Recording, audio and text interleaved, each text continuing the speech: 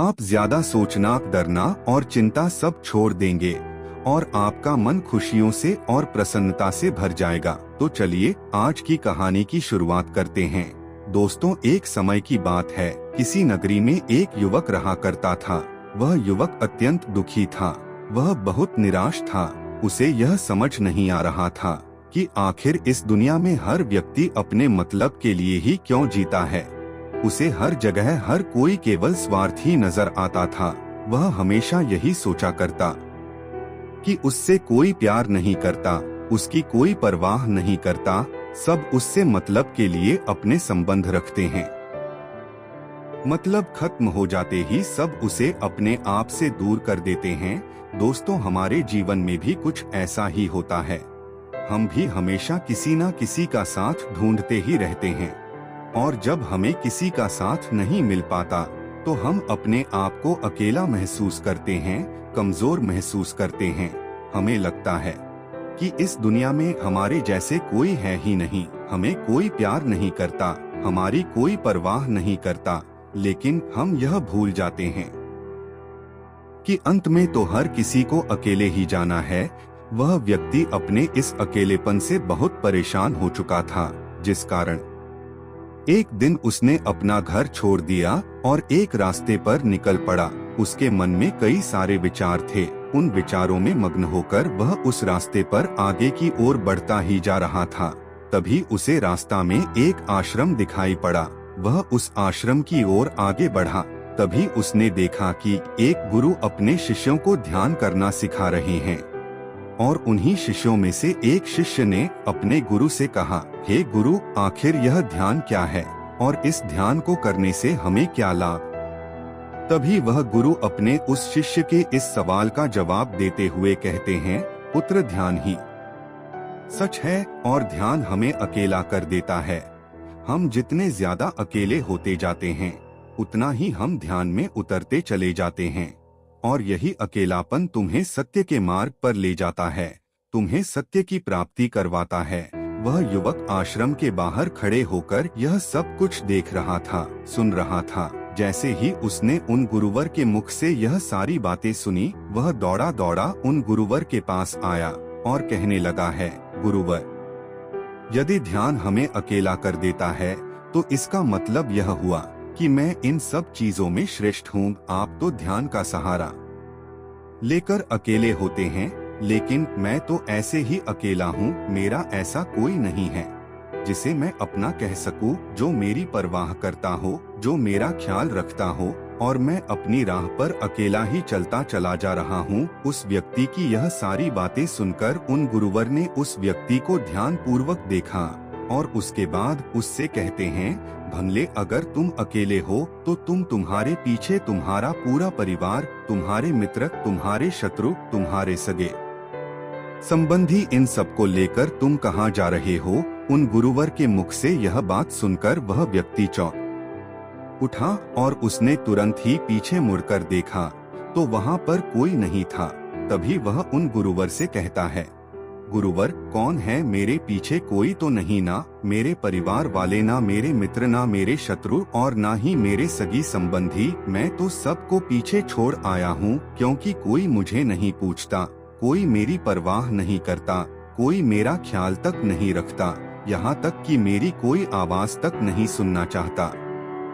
लेकिन जब किसी के ऊपर कोई समस्या आती है तो वह मुझे अवश्य याद करता है, पर बाकी समय पर वह मुझे पूछते तक नहीं, उन्हें यह तक खबर नहीं होती कि मैं किस हाल में हूँ, मैं जिंदा भी हूँ या नहीं। उन सबको इन सब चीजों से कोई फर्क नहीं पड़ता। उन गुरुवर ने उस व्यक्ति की यह सारी बातें ध्यान पूर्वक सुनी और उसके बाद उस युवक से कहते हैं, भले तुम सही कह रहे हो, लेकिन जब तक तुम इन सभी को छोड़कर नहीं आते तब तक तुम भला अकेले कैसे हो सकते हो? वह व्यक्ति एक बार फिर से आश्चर्यचकित होकर पीछे मुड़कर देखता है और फिर उन गुरुवर से कहता है, हे गुरुवर, यहाँ पर तो कोई नहीं है, मैं अकेला ही यहाँ पर आया हूँ। लग रहा है कि आप मेरा मजाक उड़ा रहे हैं। मेरे पीछे कोई नहीं है, आप खुद देख सकते हैं।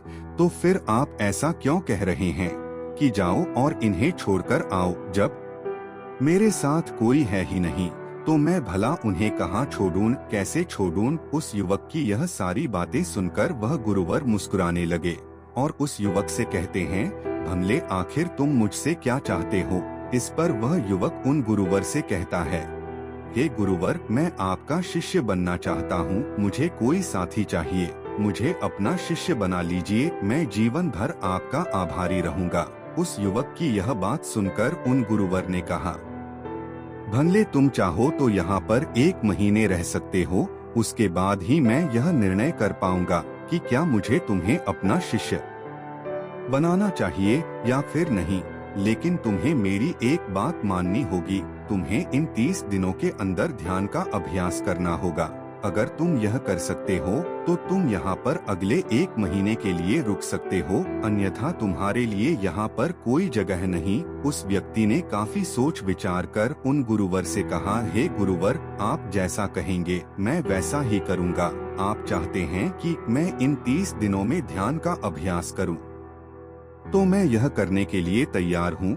उस व्यक्ति ने उन गुरुवर की बात मान ली और आश्रम में ही रुक गया। अगले दिन सुबह सुबह वह गुरुवर उस व्यक्ति के पास आए और उस व्यक्ति से कहने लगे, तुम किससे बात कर रहे हो, तुम्हारा ध्यान कहाँ है। इस पर वह व्यक्ति जवाब देते हुए कहता है, हे गुरुवर, मेरे साथ तो कोई नहीं है, मैं भला किससे बात करूँगा, मैं तो अकेला हूँ। तभी वह गुरुवर उस व्यक्ति से कहते हैं, ठीक है, लेकिन अब ध्यान लगाओ, क्योंकि तुमने मुझे वचन दिया था कि इन 30 दिनों में तुम ध्यान का अभ्यास करोगे। उन गुरुवर के कहने पर वह व्यक्ति ध्यान करने बैठ जाता है, लेकिन पहले दिन उसे ध्यान करने में बहुत तकलीफें आती हैं। बहुत सारी परेशानियों का सामना करना पड़ता है, यहाँ तक कि वो ढंग से लगातार बैठ भी नहीं पा रहा था। उसके पैर मानो शन से हो जाते और उसका पैर मानो काम करना ही बंद कर देता। यह सारी बातें वह गुरुवर देख रहे थे।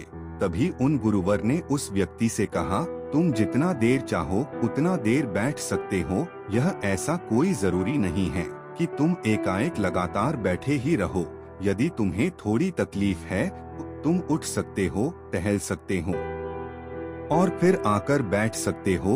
इतना कहकर वह गुरुवर वहां से चले गए। अगले दिन सुबह सुबह फिर वह उस व्यक्ति के पास आए और उस व्यक्ति से कहने लगे, भंते कौन है, किससे बातें कर रहे हो, कोई आया है क्या। उन गुरुवर की इस बात का जवाब देते हुए वह व्यक्ति उन गुरुवर से कहता है, हे गुरुवर, यहाँ पर तो कोई नहीं है, आप खुद देख लीजिए, मैं भला किससे बातें करूँगा।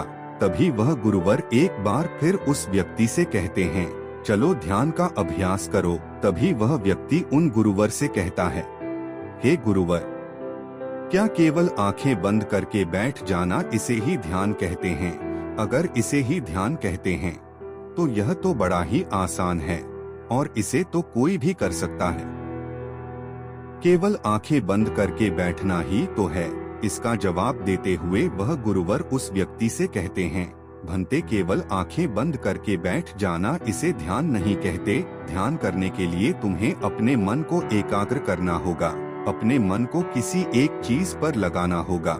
वह कोई भी चीज हो सकती है, कोई आवाज या तुम्हारे भीतर से आने वाली यह सांसें, इन सांसों के अंदर और बाहर होने की आवाज। तुम ऐसी किसी भी चीज पर ध्यान लगा सकते हो जो लगातार वर्तमान समय में घट रही है, ताकि तुम्हारा पूरा ध्यान उस चीज पर एकाग्र हो और तुम्हारा ध्यान कहीं भी भटके नहीं, जिस कारण तुम उस पर ध्यान लगा पाओगे।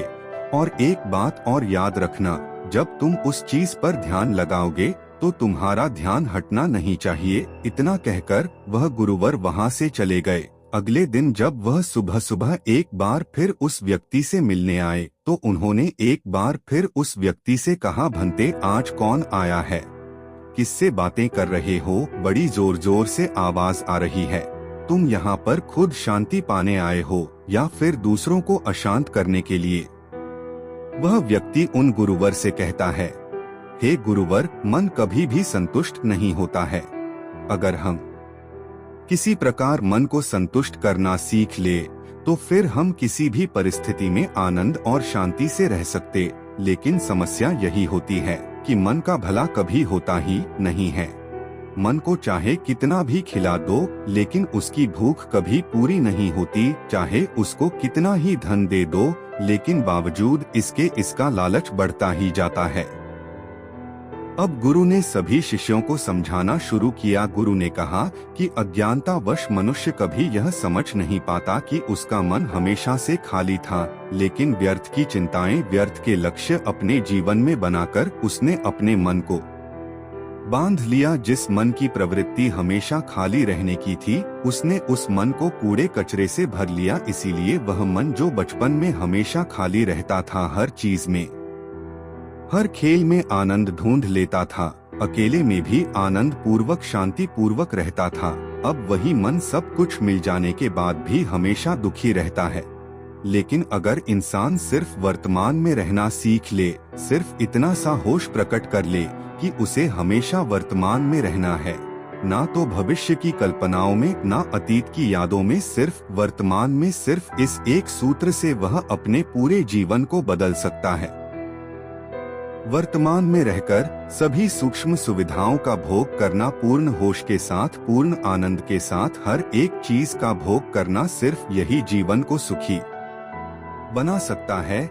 हम हर चीज को, हर काम को, हर रिश्ते को आधे अधूरे मन से निभाते हैं। जैसे कि खाना खाते समय हमारा दिमाग कहीं रहता है, हमारा शरीर कहीं रहता है, और इसीलिए जब शरीर और मन में दूरी पैदा होती है तो उससे तनाव पैदा होता है।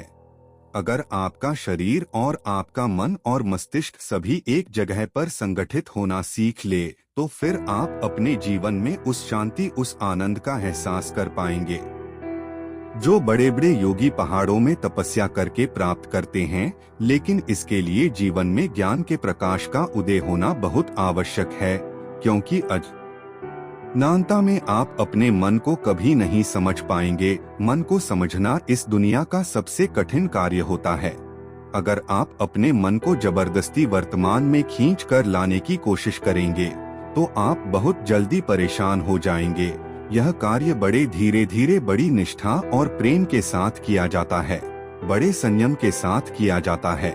अगर आप इसको जबरदस्ती करने की कोशिश करेंगे तो आप तनाव में आ जाएंगे, आप बहुत जल्दी हार मान लेंगे।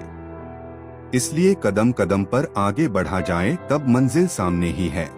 और यह कहकर गुरु ने सभी शिष्यों से कहा कि अब हम ध्यान करेंगे। ध्यान करने से मनुष्य का मन, उसका मस्तिष्क से वह उस आनंद और शांति का अनुभव कर पाता है जो सांसारिक वस्तुओं में कहीं नहीं, वर्तमान में स्थापित होना सीख जाता है। धीरे धीरे प्रतिदिन ध्यान का अभ्यास करने मिलता, जो किसी भौतिक सुख सुविधा में नहीं मिलता। और इसके बाद सभी शिष्य अपने गुरु के मिलता, और इसके बाद सभी शिष्य अपने गुरु के साथ ध्यान में लीन हो गए। दोस्तों, मैं उम्मीद करता हूँ कि यह कहानी सुनने से आपके जीवन में अच्छे बदलाव आए होंगे। दोस्तों, वीडियो से कुछ सीखने को मिला हो तो वीडियो को लाइक और चैनल को सब्सक्राइब कर बेल आइकन दबा ले। जल्दी मिलते हैं अगले वीडियो के साथ, तब तक के लिए धन्यवाद। आपका दिन शुभ हो।